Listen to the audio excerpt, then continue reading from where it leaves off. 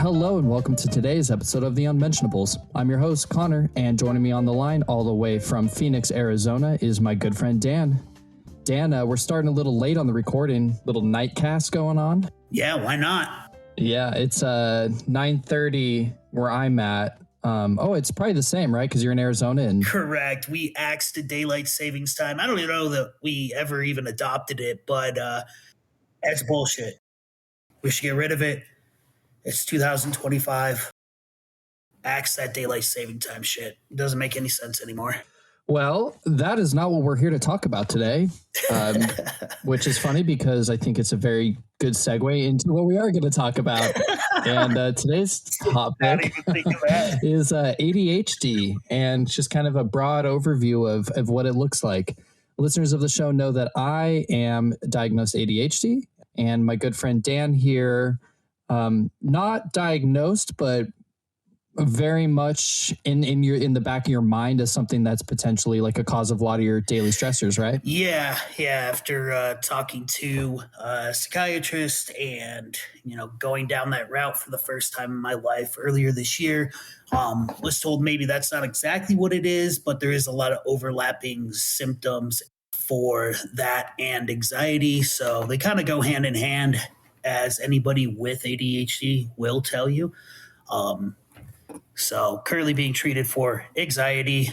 You've known me through a lot of my upswings and downswings over the last 10 years or so. And I think that you are one of the firm believers that I do have ADHD. When I went to the psychiatrist to get diagnosed finally, because I was just really spiraling pretty bad, they asked me to pick, 2-3 people that really know me and can describe what I experience. And you beat out my mom on that. I was like, yep, Dan. And I think that you and I find a lot of connection with each other based off of, some of these symptoms. And a lot of the symptoms that we're going to talk to each other about today are things that are derived from anxiety and depression. And yeah, I'm going to leave all the big words to you on this one. I think you're way more researched in what the clinical terminology is for this. So I'm going to do my best to keep up with you, but I will say that I am far from an expert, more of an observer of you, which, you said at the beginning, what does ADHD look like? Well, they might as well put your face right next to the dictionary, buddy, because, you could write the freaking book. A lot of people ask me, hey, were you diagnosed as a kid? And I was not diagnosed as a kid, but not because nobody thought I had it. Everybody just kind of agreed as when I was a child that, yeah, he's got ADHD. We don't need to go get him diagnosed. We all know it. It's fine. My mom was diagnosed ADHD when she was a kid, and then pops me out and is like, yeah, he's got it too. But hindsight, yeah, it'd be better to have gotten the diagnosis earlier because it helps with like the psychiatry practice when you're an adult. But, we got to where I'm medicated and I'm in a much better spot now. I'm glad that you touched on the fact that you're not an expert, because I'm also not an expert. I'm learning a lot about it, on a week-to-week basis. I've been reading a lot, but I am not a doctor, so I hope anybody listening who's maybe on the fence about ADHD or any other kind of neurodevelopmental disorder, they don't just take our words as blatant fact and, if these things are true, therefore I have it, because that is not what I'm wanting to do. This is an entertainment podcast, not necessarily a fully informative podcast, even though we do say smart things from time to time. Or I edit our words in a way to make us sound smart. Yeah, I would agree with you on that real quick, just to go off that disclaimer. I just want to add on to it. If you do think that you're, experiencing any of these symptoms, I know the stigma around getting that kind of help is kind of faded over the last few years, but there are still plenty of people out there that feel embarrassed, ashamed, whatever, anxious even, about going and getting the help for this. I promise you it's worth it. I promise you it's worth the time and the mental health improvement you will experience afterwards. It's night and day. Go do it. Go get what you need. I promise that you're not going to regret it. I'm starting to have a thought that I could almost do, an entire episode with you on just the process of, getting in with a therapist, getting in with a psychiatrist, and actually like working on your mental health issues that way, instead of just, grabbing a jar and burying your problems 10 feet down. Maybe we'll save that for another week. All right. So what is ADHD? ADHD is attention deficit hyperactive disorder. And it's a neurodevelopmental disorder, as I said before, that shares a similar camp with things like autism, Tourette's, bipolar, and a lot of others as well. ADHD specifically is a difference in brain structure for the individual. It starts with the prefrontal cortex, which is responsible for decision-making, impulse control, attention. People with ADHD typically have a less active or smaller prefrontal cortex, and then also the basal ganglia, which is involved with reward processing, which is something that we're definitely going to get into. My biggest problems with ADHD are definitely in the realm of my reward processing, how I get the dopamine rush. And then the other overview thing that I wanted to mention is that we're going to be using the term neurodivergent interchangeably with ADHD. And that's because it's just kind of an umbrella term used by a lot of people in the community with developmental disorders.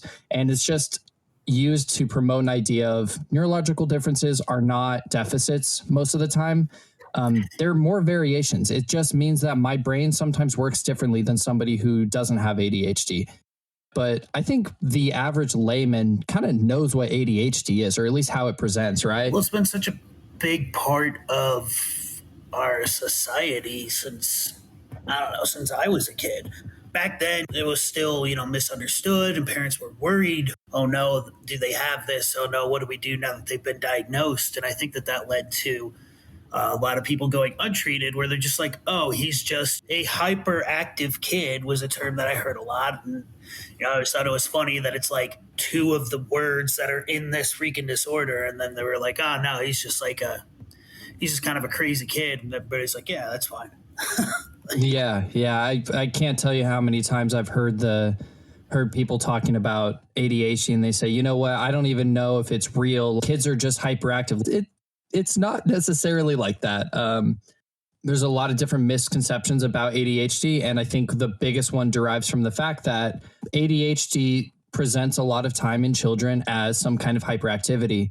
But what a lot of people don't know is that ADHD comes in various presentations. It's predominantly inattentive without the hyperactivity. I don't think most people say I'm a very hyperactive person. I'm a pretty chill guy overall. I have my moments.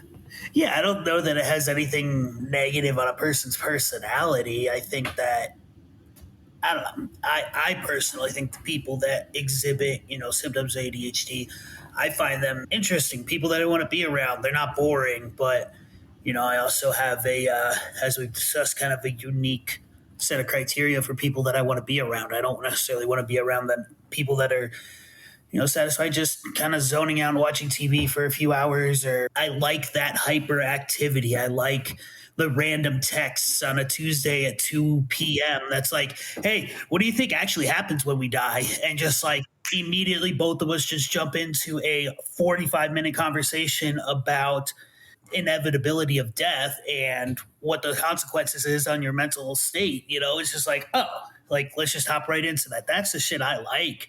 And maybe that's because I've exhibited those symptoms, and that's just the type of people that I am drawn to. But I would never look at somebody with like these disorders or these symptoms, I guess is probably a better way to say it, and just think there's something wrong. And I know that that's not always been the common line of thought in America.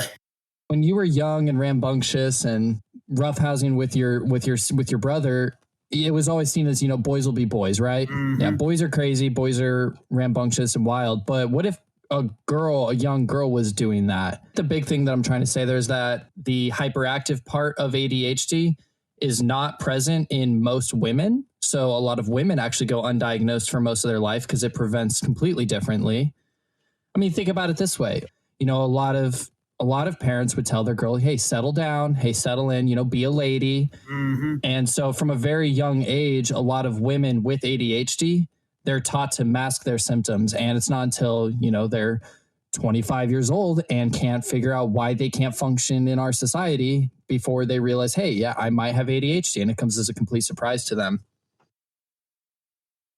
Like I said, people were just kind of afraid of this diagnosis. And, I think it's cool that that's starting to change. And I think we're certainly headed in the right direction and almost out of necessity, right? The world around us is just so crazy and just being hammered with, the 24-hour news cycle and social media and everything that goes on in our lives and the lives of, even my kids. That's just, it's constant. So it's almost impossible not to exhibit these symptoms in today's world. Mm-hmm. I think it's flushing. I think it's flushing things out a little bit, right? Yeah, absolutely. When I was talking to Alexa about kind of some of the stuff we're talking about now, there has been an uptick in diagnosis for ADHD. And a lot of people are saying there's a lot of misdiagnosis, which I'm not here to say whether there is or isn't. But what makes sense to me is that with the world speeding up and having almost this duality of person where you have your internet self and your in-person self, and you have so much to focus on and so many different things, the kind of strengths that people with ADHD have are tending to kind of show themselves. I think, I think that people with ADHD are very creative, very good at multitasking and problem solving when they want to. They're also very good at just when they want to or when they can. Yeah, when they can. Yeah, when they're also great at disassociating for 6 hours in a row, just staring at a wall. But yeah, they have this like ability to look at 5 different things at once and kind of just extrapolate data very, very quickly and efficiently to drive them in a direction that suits them. And I wonder if it's like a chicken or an egg thing where people are adapting to this new world that we're living in and having to be more of this person that I'm kind of describing, or if it's, oh, I'm ADHD and I'm thriving in this kind of setting. Yeah, you referred to it kind of at the beginning there as, a tool or a power almost. And as long as I've known you, you've always kind of joked that your ADHD, is something of a superpower. Especially when we, sit down and play either Magic or Civilization, these strategy games, you're able to just zone in on another level and make these high level decisions in split seconds and see routes that people can't. And, I think that that's one of the biggest changes in the mindset of, our population. We're not looking at these things as negative. We're looking at these things as, hey, these types of people are able to receive a ton of information, like you said, process it quickly, churn out results, and it's almost a desired trait. I think it absolutely is a desired trait in a lot of situations. Well, I appreciate the compliment. It wasn't a compliment. It was just an observation. Yeah, no. You just grabbed a bicycle pump and pumped it into my ear and then just went 1, 2, 3, 4, 5. Like, yeah, you just blew my head up. But there we go. All right. Well, but you're completely right. Hey, we could transition into some of the things that drive me crazy, because I mean, I guess the natural question is then why the hell am I medicated if it's such a superpower? Well, so for me, just to give a little bit of context, before COVID, and when I talked to my therapist and my psychiatrist, I kind of use COVID as the transition period. Before COVID, I was very much using my symptoms and using ADHD, undiagnosed ADHD, to benefit me. I was really creative and able to hyper focus on things. I was in college and was able to really focus and put out really good work there. I was very committed and on a very good path. And then when COVID hit, I kind of fell off that wagon. And, when all of us sat in a room doing nothing for, the greater part of a year or longer, it was really difficult for me to jump back on that motivation train. And up until the last probably few months, with the help of, therapy and medication and such, getting that motivation back For a while there, I noticed that my symptoms were starting to work against me, and I think that's the big thing that I wanted to touch on is that the symptoms are always there for me. You know, I am always a committed person. You know, when I say I'm going to do something, I'm going to do my very best to do it. However, you know, the multitasking thing, that's something that started working against me. I felt that I had to have music playing and a second video on my monitor just to have a conversation with somebody. You know, I needed like 5 different things all at once. And what I noticed was I just wasn't paying attention to anything. I went to the doctor and I thought that my hearing was going out. And doctor did a hearing test as well as like the rest of a physical. And they said, no, your hearing's great. So I brought that up to my therapist and she said it's very common for people with ADHD that aren't getting treated to just have issues with focusing and it can affect your hearing, which blew my mind. I'm hearing the sounds coming out of your mouth, but by the time it gets to my brain, I've already, you know, forgotten about it or not paid attention enough to store it in my short-term memory. It absolutely blew my mind. So it's not always a superpower. Yeah, I mean, calling it a superpower is probably a bit of an exaggeration for sure, but there are benefits, right? There are times where you're able to catch lightning in a bottle, to steal a sports phrase, right? And use it to your advantage. There are stretches of time, like when you were, you know, juggling college and juggling, excuse me, all those things that you were before COVID, and everything was going pretty smoothly.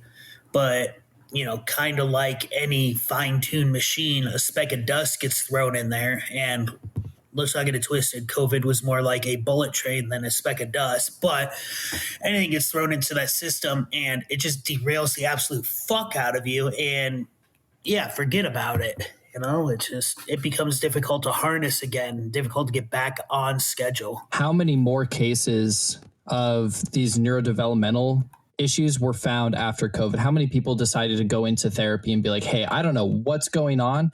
Because I don't know, you're pretty wired in. There's this gigantic push in the community for neurodivergence. And it's to the point where people are thinking we've swung too far on the pendulum where, oh my God, everybody is some kind of neurodivergent. Everybody says they're autistic or ADHD. We've all heard that. And sure. I wonder how much of that is that we're overdiagnosing or how much of it is just, hey, COVID was really, really difficult on so many people in so many different ways that derailed people's ability to function. And when they went to therapy and went to get a psychiatrist, they said, yeah, you've been ADHD. You're just good at masking. Yeah, nothing you said surprised me there. So I'm actually sending you a link right now. Just did a quick Google search while you were talking there and found Science Direct article, The Influence of COVID-19 on Attention to Deficit Hyperactivity Disorder Diagnosis and Treatment Rates Across Age, Gender, and Socioeconomic Status. Holy title. Yeah, Jesus, right? But I mean, the very first sentence in the introduction, the COVID-19 pandemic has significantly impacted various aspects of individuals' lives, including mental health. I mean, everything that's going to be written about mental health for the next 20 years is going to start and end with COVID, I feel like. And for better or for worse, pendulum swinging too far one way or the other, we're really going to, you know, grab this thing and rip it open and find out what's on the inside. And I think you're absolutely right that that's kind of this trigger point, jumping off point, whatever you want to call it, for all kinds of different I'm sorry, I don't know what the phrase to use here is. Mental whatever the fucks. Yeah, that's probably the one I would use. It's where your editing is going to have to come in and make me sound smart. Oh, man, that's staying in. Anyway, this is going to be like that jumping off point, right? Where it's just this massive thing and everybody experiences it. There's 7-8 billion people on the face of the planet now. And we all went through it. And I think, you know, during that year and a half, 2 years, everybody kind of realized that if there wasn't something wrong with me before, there is now. And maybe something wrong with me is not the right turn of phrase. Again, I know this is a touchy subject for a lot of people. I'm trying to be as PC as I possibly can. But I think in the end, it's going to be a good thing because I think what a lot of people found in COVID 19 during that time was a lot of, self discovery, a lot of introspection. And this is just a part of that. And being able to Mhm. kind of rip that band aid off and really get to the meat and potatoes underneath is that can't be a bad thing, right? I don't know. Maybe it is. For one, diagnosing of women has gone up significantly, and there's a huge overhaul in the medical community about ADHD in women, because people are finding out how underdiagnosed it is. That's the thing, is people are saying ADHD is overdiagnosed, but it just might be that it is so underdiagnosed that, hey, 10% of people are ADHD. Most of humanity's existence on the earth was in small tribes. It hasn't been in cities and large populations. And this theory that I read in a book about ADHD is that there were members of the community that had to carry multiple roles, right? And when you're in a small community, you can't just be the person who does the shoes. You can't just be the person who does the hunting. You have to wear multiple hats because there's not enough people where if your healer gets sick, it's like, what are you going to do? Everybody's going to die? No, you need everybody to wear multiple hats. And they think that that's where this kind of genetic alteration kind of came from, was humanity's need to wear multiple hats. But as we've grown and gotten into bigger cities, you can specialize on one thing. I mean, that's what so many people find success doing. I do one thing. I've done it since I was 4 years old, and now I make a bunch of money doing it, like your football player or your doctor or a million other examples. And so these people who are neurodivergent, these people who can wear all these multiple hats, they're not finding their place in this society because those kinds of traits aren't really as necessary. Now, we've already touched on it with how fast the world is starting to move. That's kind of shifting a little bit. I'm finding that a career where I can, make a podcast by day, go do some dog training, help my mom at her work, bartend the night, play video games with friends, maybe find some other kind of small jobs here and there. Like, that's how I find my happy place. No, I can't work in a 9 to 5 job sitting at a desk. It doesn't work for me. But I think that the pendulum is starting to swing back in favor of, yeah, you can find your place in that society, at least for me. That's just crazy interesting. I mean, and even when they did start settling, it's not like they're settling and building, New York City or Las Vegas or whatever. You seen the pyramids of Giza, man? I'm just saying. I have not seen them, but I would love to see them. Me neither. I just build them in civil. Yeah, as often as possible. Nobody's built those yet. Let's just bust that out real quick. Refocus. Here we go. Yeah, it's all like, I wish I could just leave all this in, because then people are like, oh yeah, that makes a lot of sense. But like, these guys do know. No, it's just an excuse for laziness. I think that was one of my biggest fears, actually, when I was getting diagnosed. From a young child, I was told that I'm likely ADHD. My mom has it. It can pass down through your genetics. My friends all say, hey, you're the clear-cut ADHD person. But, I still had the imposter syndrome up until the day I took my first Adderall and was like, holy shit, that is a superpowered drug.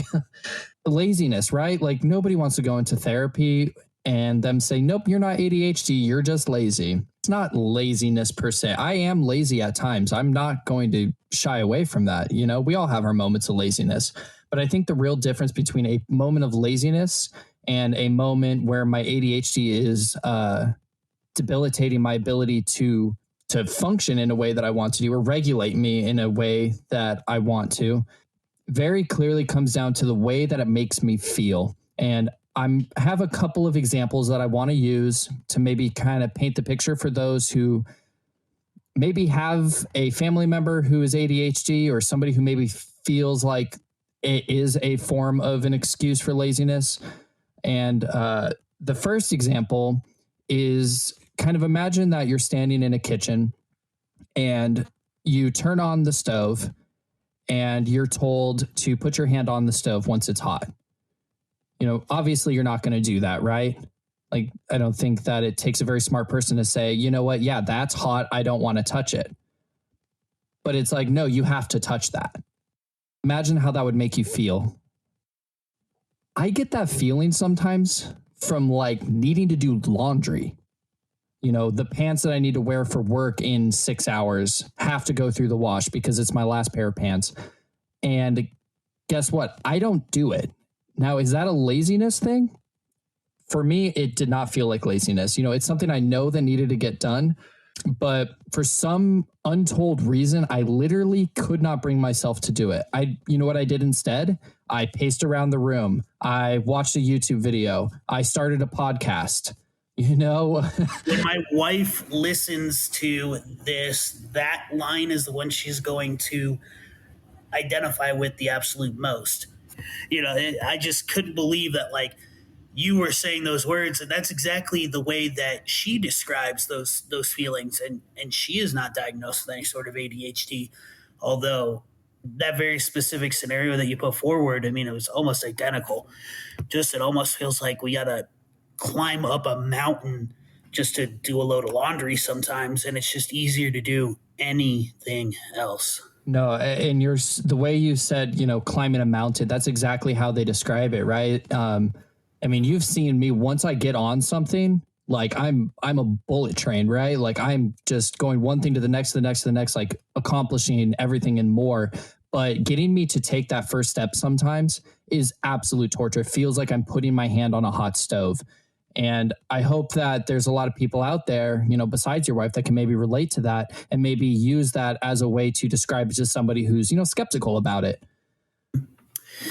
Yeah, I mean, shit, if one person, takes that away from this, then, I already feel like this thing's pretty much just for us. We're like chilling, doing our thing. We're having a good time, just chopping it up about this random shit from day to day. If it eventually helps somebody realize something about themselves, like, fucking sign me up. That would be one of the coolest things ever. The second scenario I wanted to use, and this is one that my therapist also, I know we talked on it on our first episode we did together, but therapy's awesome. Just getting to talk about, hey, my therapist said this awesome thing. Like, it's so great. It's something I wish more people would take a chance with, because I absolutely love therapy. It's a huge, powerful tool that everybody should experience and utilize every chance they can. Mm-hmm. My therapist brought up this subject called ticket theory. Hit me. I use ticket theory with Alexa all the time. It's how her and I actually communicate when we're feeling incapable of doing certain tasks. And in this scenario, imagine that you're going to the circus, and you walk up to the service desk and you buy tickets, right, for the rides and for the games or whatever, right? Somebody who's neurotypical is just going to buy a bunch of tickets, and they're going to go play the games with 3 tickets, and they're going to go ride the roller coaster for 2 tickets or whatever it may be. And then that's just how it works, right? For somebody who's ADHD or maybe has some other kind of neurodevelopmental disorder, it may feel more like, I go to the ticket booth and I buy 10 tickets, and I take my 10 tickets and I go try to ride the roller coaster, and the attendant says, oh, nope, sorry, those tickets are for the games. You can't use these tickets for the roller coaster. And me, I'm like, no, but I really want to ride the roller coaster. Thinking, sorry, you can go play games, but you can't ride the roller coaster. And that kind of touches more on like the motivational aspect of ADHD, in my opinion, where there are days where I wake up and, let's go back to laundry, for example. I know I need to do laundry. I want to do laundry. I've got to work in 5 hours, and I know that my pants need to be washed. I want to do laundry. I need to do laundry. Why am I not doing laundry? It's because I don't have the ticket for it, right? And so that was a way she kind of explained to me, okay, if you can't do laundry, what can you do?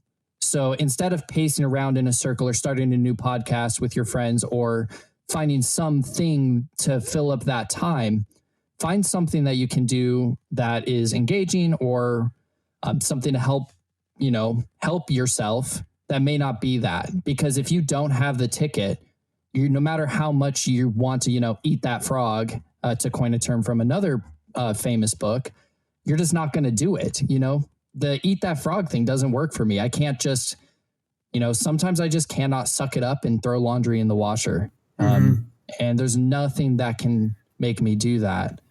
Hey man, you don't have the ticket. That's awesome. I haven't heard that one either. Man, I really want my wife to listen to this episode. Can we wrap this up so I can show her already? One thing that and we're kind of getting into this more of what are the things that you get out of therapy as it pertains to these different symptoms, and that's not something that I personally go through. That's something that I experienced through my wife. She's much better with the therapy thing than I am. I go maybe once every couple of months, or when something happens that I just need to kind of process and work through. She consistently goes, and it benefits her a lot. So I think that ticket theory is going to resonate with her quite a bit. But you mentioned the book, Eat That Frog. And I read that, I don't know, maybe 18 months ago. It was definitely within the last couple of years. And I really enjoyed it. Thought it was great. And it's kind of helped me contextualize and prioritize things in my life. And one thing that my wife has learned from her therapy is this thing that she calls the 2-minute rule. It's going to take 2 minutes or less. Just do it.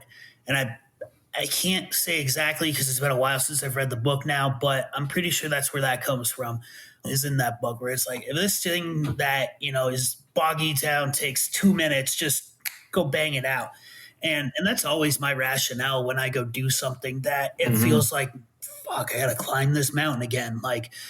And because my wife doesn't have the ticket to go do laundry, it's like, okay, well, I can throw in a load of laundry and it's going to take me under 4 or 5 minutes. I have to add minutes because I have kids, so everything just takes a little longer.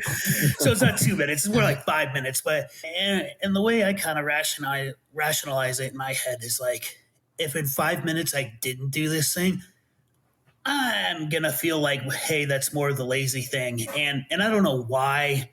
And maybe that's something I need to explore a little more. But that has definitely worked as like a motivator for me, just to like support my wife in those things when she doesn't have the ticket. Be like, all right, I'm going to go stick up the ticket stand. I'll get my own damn ticket, and then I'm going to go do this thing.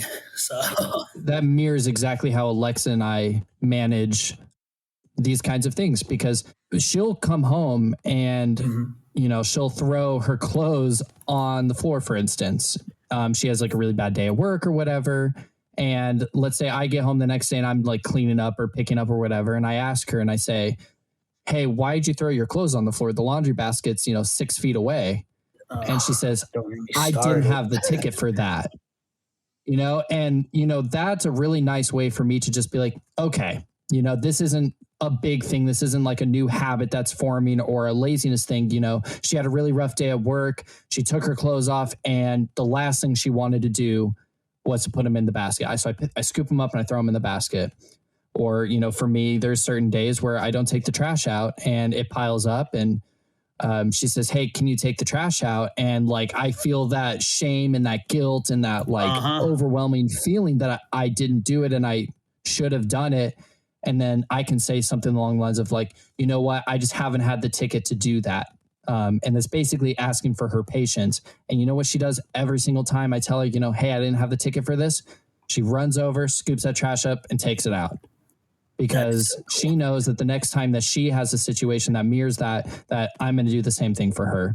And I think it's a really nice tool, not only in just like your relationship with your partner, but with the people you surround yourself with, your friends, your family, your coworkers, et cetera, is, giving a little bit of grace, because you don't have to be ADHD to have moments like this. I'm not. Oh, agreed. I'm not saying that like it's just an ADHD thing. It's something that everybody experiences. Now, do I experience it on a day-to-day basis? Yes, I do. Whether I'm on medication or not, that little voice in my head that tells me you better not do laundry or I will shoot you in your head, metaphorically. Like, that's always there. But yeah, I think that hopefully that's some advice that everybody can take, is just, give everybody a little bit of grace.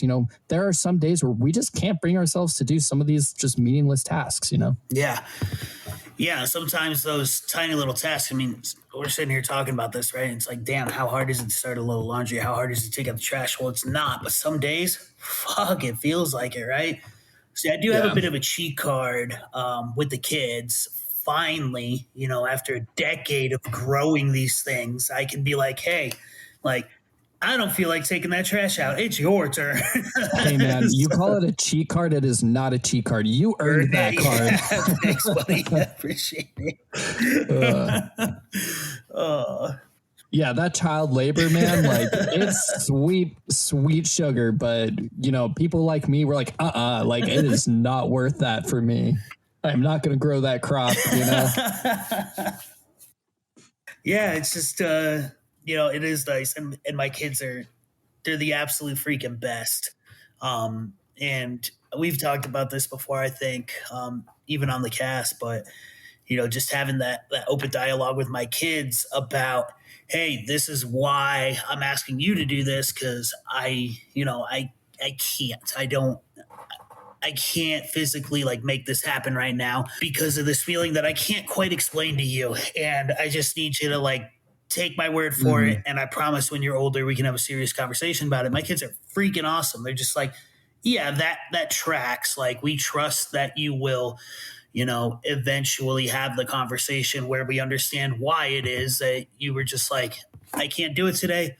Can you please just take out the trash? And there's also a level of responsibility that you have to instill in your kids, and they do have to do chores around the house, and well, that's a whole different conversation. But just super grateful that they're kind of just these mature little human beings that get that maybe there's something that their minds can't necessarily wrap around right now, and that's okay. We'll get there when the time's right. Well, and what better motivation do you need than somebody you love and cherish is asking for an act of service? Like they need something from you. Think about how that makes them feel. Think about how that makes any of us feel. Sure. One of the greatest things that makes me feel loved is when somebody does something for me that I know takes like time and effort, and they do it because of their love for me. And I think that, a lot of what you're saying and a lot of what makes your kids awesome is not only just that they're doing these tasks for you, but the way it makes you feel is probably pretty close to how it makes them feel to do those things for you. They know you work hard. It's pretty obvious, maybe not on a day-to-day basis, but in the grand scheme of things, kids know that adults have to work and they know that they're tired and exhausted sometimes. You as an adult coming to a child and saying, hey, I need you to do this because like it's something you can do that I can't do. And that has to be just like an absolute great thing for them. It's an excellent point. I don't know that I've thought about it in that perspective, but I think you're absolutely right. They do have kind of a sense of pride about it. Like, hey, I was able to help. Sure, they'll give you pushback because they're 10 years old. That's what they do. But at the end of the day, when we're all sitting down, decompressing from the day, and I look at them, just like call them over and be like, man, you helped me out so much just by taking that trash out. I just want to tell you how much I appreciate you and love you for like stepping up and doing that. The look on their face is just like, it's unreal, man. It's just, they're just so proud of themselves. And so, yeah, I think you're absolutely right. And, I don't know that I fully realize that till right now. Another piece of that, I think, is, you talk about doing that with your significant other and vice versa. I think that one of the reasons that my kids are so willing to go that extra mile is because they see me and my wife doing that for each other. When she comes to me and says, I had a crazy day at work, like I need to check out. It's like, all right, I got you. Run upstairs, like draw the bath, bubble bath, candles, go upstairs, lock the door, take the cat, go do your thing. I'll see you in 3 hours or whatever, and the fact that that never gets questioned, and my wife will do the same thing for me. And so I think the fact that they see us, treating each other with that, level of love and respect, that it goes a long way with them. And yeah, I think that that's just kind of a cool thing, I guess. Well, we're completely off the rails now, but I guess that's kind of a 100%. function of kind of what we're talking about. But Just one more little note about it. It's just, this is just our thoughts coming forward from stumbling through the dark for the last 35 years. This is where we kind of arrived. If we can, give somebody a candle or, a flashlight or something to help them, get through it, cool. If not, I hope you enjoyed the chaos that this episode was, because we may need to do a little better planning for the next one. Oh man, yeah. You should see my show notes. My show notes, like, what is ADHD? What are the strengths? What are the weaknesses? Like, what are the misconceptions? And then it says, all right, figure the rest out. All right, buddy. Well, I'll let you do your outro. Hit it. Oh, I don't need to. I just have it pre-recorded. Yeah. Okay. Well, look.